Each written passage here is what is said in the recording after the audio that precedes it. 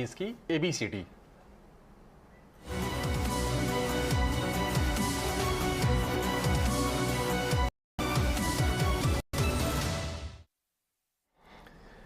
तो कमोडिटी बाजार को लेकर ये क्लासरूम रोज हमारे सहयोगी विश्वमोहन लेकर आते हैं और आपको बताते हैं कि आपको कमोडिटी बाजार को लेकर अपनी अंडरस्टैंडिंग किस तरह से बढ़ानी है और उसका किस तरह से फायदा उठाना है इस बाजार में। विश्वमोहन हमारे साथ फिर से आज जुड़ गए हैं। विश्वमोहन, बताइए आज का टॉपिक क्या है और आज क्या समझाएंगे आप दर्शकों को? देखिए, कमोडिटी की ABCD में आज कमोडिटी मार्केट के सबसे पॉपुलर कॉन्ट्रैक्ट गोल्ड की बात होगी। गोल्ड में ट्रेडिंग अगर आप करना चाह रहे हैं तो कैसे शुरुआत करें, तो गोल्ड के जो कॉन्ट्रैक्ट है वो MCX, BSE और NSE पर मौजूद है, लेकिन MCX पर सबसे लिक्विड कॉन्ट्रैक्ट है। और जो ट्रेडिंग का जो आवर है सुबह 9 बजे से रात के 11:30 बजे तक आप गोल्ड में ट्रेडिंग कर सकते हैं।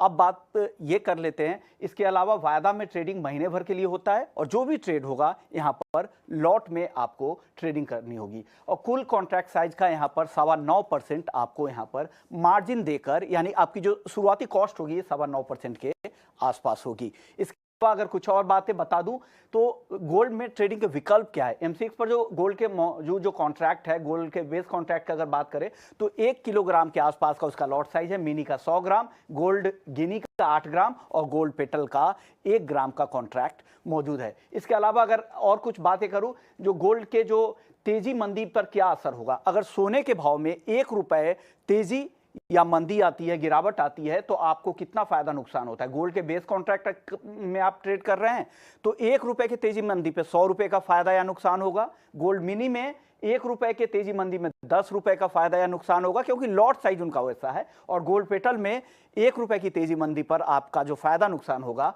वो 1 रुपए का होगा। अब ट्रेडिंग का कॉस्ट क्या है, जो अगर फ्यूचर्स में आप ट्रेड करते हैं तो आपको इनिशियली 9.25% के आसपास का मार्जिन आपको यहां पर देना पड़ेगा। अब बात करते हैं कि ऑप्शंस के लिए क्या कॉस्ट होगा। तो ऑप्शंस के लिए अगर आप बायर हैं तो फिर आपको प्रीमियम सिर्फ भरना है, छोटी सी रकम आपको प्रीमियम के तौर पर देनी पड़ेगी। लेकिन अगर आप ऑप्शन सेलर है यानी राइटर है तो फिर फ्यूचर के तर्ज पर आपको यहां पर मार्जिन भी देना पड़ेगा। लेकिन कुछ और बारीक बातें जो आपको बता दूं कि आपको ट्रेडिंग स्ट्रैटेजी कैसे बनानी है, ये आपके लिए समझना जरूरी है। अगर आपको लग रहा है कि गोल्ड के मार्केट में अब यहां से तेजी आनी है तो लॉन्ग पोजीशन बना ले या कॉल ऑप्शन खरीद ले। वहीं आपको लग रहा है कि यहां पर गिरावट आना है तो शॉर्ट पोजीशन बना ले या फिर ऑप्शंस में बाई कर सकते हैं। तो इस तरह से आप अपनी ट्रेडिंग स्ट्रैटेजी बना सकते हैं। लेकिन एक बात का आप जरूर ध्यान रखिएगा कि गोल्ड के ये सारे कॉन्ट्रैक्ट डिलीवरेबल कॉन्ट्रैक्ट है।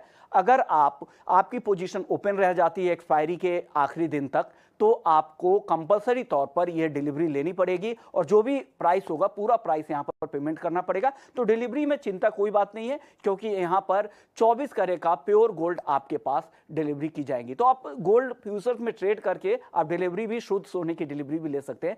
ये भी एक फायदा है यहां पर जी।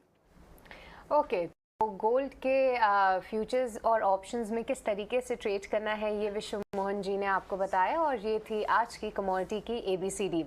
धन्यवाद विश्वमोहन जी आपका बहुत बहुत हमारे साथ जुड़ने के लिए और दर्शकों को ये पूरी जानकारी देने के लिए। पर चलिए